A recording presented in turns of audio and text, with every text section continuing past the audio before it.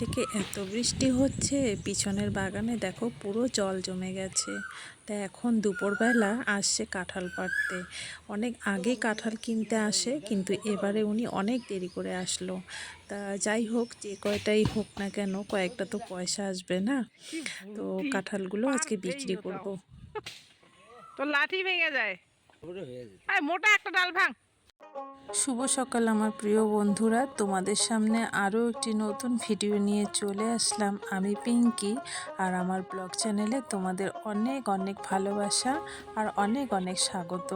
তা দেখো, একটা কাঁঠাল কিছুতেই পারতে পারছে না, তবুও ছেলেটা ছাড়লো না। এই দেখিস নিচে না উপরে তো হয় না। একটা ছোট্ট কাঁঠাল ছিল না এখানে? না না, ওইটা না, একটা ছোট্ট কাঁঠাল আছে। এটা দেন, ওখানে রাখেন। এতগুলো সবজি কালকে সবজি হবে কাঁঠালের, সারাদিন কাঁঠাল খাবো কালকে। 10, 11, 12, 13, 14, 15, 16, 17, 18টা 18টা যে কর।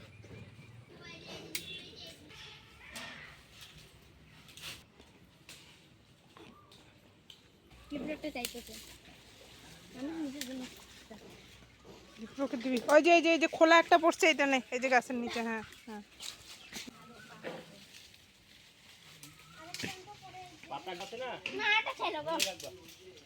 পরে খুললে পরে অনেক থাকে না, তখন দেবনি। হ্যাঁ না না,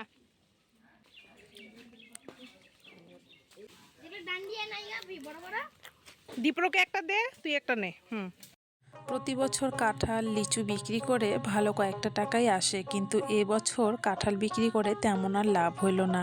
কারণ অনেক দিন আগেই কাঁঠালের ডালগুলো ছেঁটে ফেলা হয়েছে, এই জন্য এবছর কাঁঠালের ফলটা খুব কম।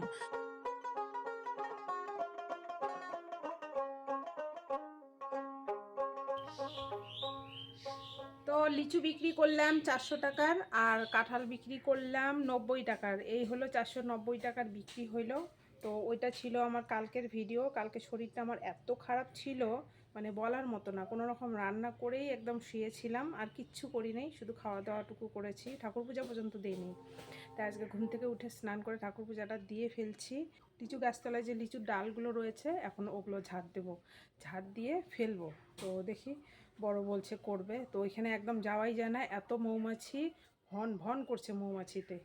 তো চলো ডালগুলো ঝাড় দেই, মানে পাতাগুলো ঝাড় দেই আর ডালগুলো ফেলে দেই।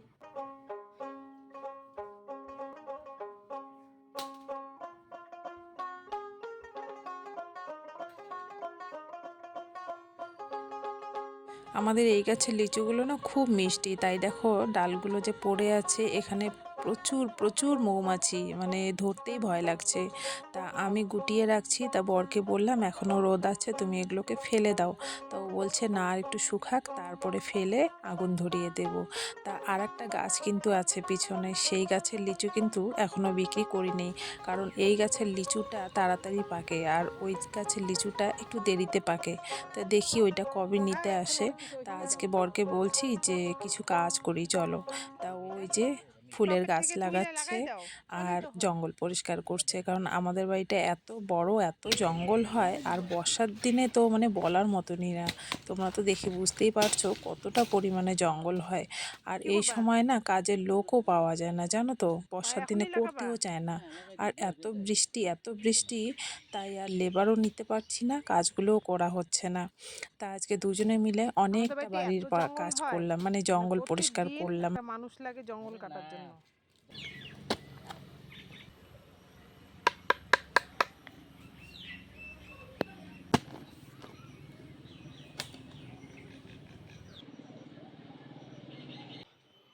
লাউটার মধ্যে ছাই দিয়ে রাখছি কবে, আমার তো মনে নেই, পচে গেল কি না। এত ধোয়া যাবে না তো, পচছে মনে হয়, পচছে মনে হয়, বের করো। ওই যে সেই লাউটা, যে লাউটা আমি বিছন রাখছিলাম, তো এটার মধ্যে ছাই দিয়ে রাখছিলাম। মা বলছিল যে ছাই দিয়ে রাখিস, ভিতরটা পচবে আর বীজগুলো বের করে রোদ্রে শুকাস। তা আমার মনেই ছিল না যে আমি লাউটা এই ঘরে রেখেছি। তা আজকে কাজ করতে করতে মনে পড়লো যে লাউটার কি অবস্থা দেখি এই যে তো। এটা এই তো ডগাটা ঘরে তুলে গিয়ে দাও, দেখি লাউটা কিন্তু এই যে মানে এটা। ভিতরে পচে গেছে। তা কেটে পরিষ্কার করলাম এখন, মানে বীজগুলো বের করে রোদ্রে দিলাম। আর দেখো এখানে কারকোলের গাছ উঠেছে, তো আমি 2-1টা ডগা তো তুলেই দিয়েছি। তা বরকে বললাম যে চলো তো আজকে ওই ডগাগুলো কিছু কিছু হয়েছে তুলে দাও। তা ও দেখো সুন্দর করে তুলে দিচ্ছে জানলার মধ্যে। ট্যাক্স দিতে হবে। হুম।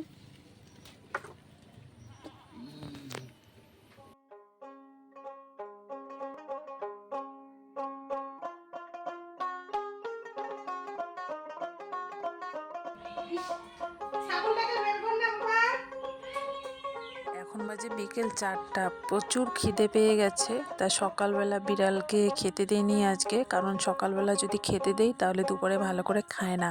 তাই সকালবেলা খাবার দিইনি, পেটটাকে একটু খালি রেখেছি। বিড়ালটাও কেন যেন ভাত খেতে চায় না, আর মা হওয়ার পরে না প্রচণ্ড শুকিয়ে গেছে আর কি বিড়ালটা। তা দেখো এখন ওকে মাংস দিয়ে ভাত মেখে দিচ্ছি। ছাগলটার উৎপাতে সেই ভাতের থালা নিয়ে বাথরুমে দিতে হলো, কিন্তু বাথরুমেও ঢুকে খায় না। তারপর বর কলের পাড়ে স্নান করছে, ও আবার কি করলো, থালাটা আমাকে দিল হাতে। আমি আবার ঘরের ভিতর নিয়ে বিড়ালটাকে খেতে দিলাম। আর ছাগলটার ভাত খাওয়ার এত নেশা, মানে ও রান্নাঘর কিছুতেই ছাড়ে না জানো তো।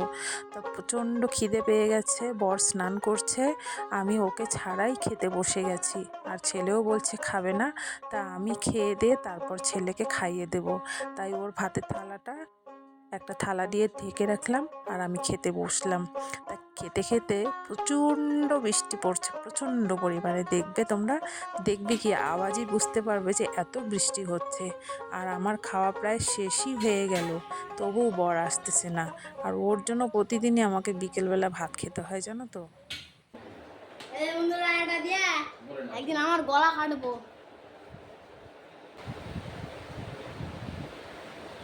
তা বন্ধুরা আজকে কিন্তু আমি কাঁঠাল দিয়ে খাচ্ছি। ওই যে কালকে কাঁঠালটা রাখছিলাম, আজকে সেই কাঁঠালটা রান্না করেছি।